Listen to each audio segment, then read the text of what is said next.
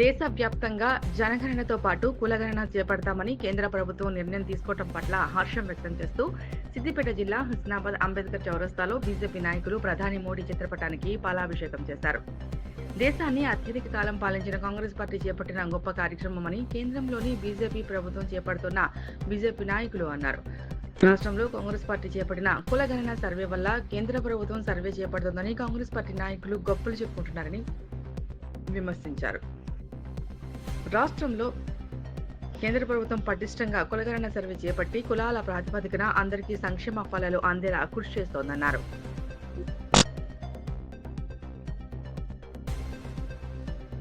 గౌరవ భారత ప్రధాని బహుజనుల ముద్దుబిడ్డ నరేంద్ర మోడీ గారి నాయకత్వంలో ఈ దేశ చరిత్రలో ఎన్నో పార్టీలు పరిపాలించినాయి.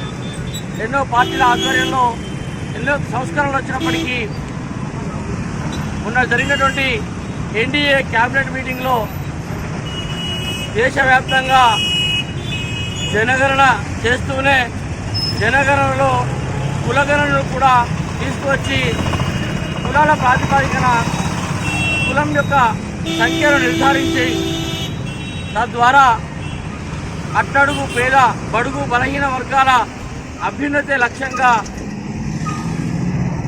దేశ యొక్క స్వతంత్ర ఫలాలను అభివృద్ధి ఫలాలను అందించాలనే లక్ష్యంతో గొప్ప చారిత్రక నిర్ణయం తీసుకోవడం జరిగింది. ఈ చారిత్రక నిర్ణయాన్ని ఈ దేశాన్ని అత్యంత కాలం పరిపాలించినటువంటి ఒక పార్టీ ఇవాళ మేమేదో గొప్ప చేసినాం, మేమేదో ఘనత వహించినాం, ఒక రాష్ట్రంలో మేమేదో తయారు చేసినామని చెప్పేసి తప్పుల తడక రిపోర్టులు తయారు చేసి బీసీలలో ముస్లింలను కలిపి ఎస్సీలలో క్రైస్తవులను కలిపి క్రైస్తవులు అసలు తెలంగాణలో లేనేలేరు, కానీ క్రైస్తవుల పేరుతోని వాళ్ళకు ఫలాలు అందించేందుకు వాళ్ళ పండుగలు రాగానే గిఫ్ట్లు అందించడానికి ప్రభుత్వాలు ప్రయత్నం చేస్తూ ఉంటాయి. అలాగే బీసీలలో మైనార్టీలను చొప్పించి బీసీల యొక్క సంఖ్యను తగ్గించడానికి ఈ ప్రభుత్వం రేవంత్ రెడ్డి ప్రభుత్వం పనిచేయడం కోసం చేసింది.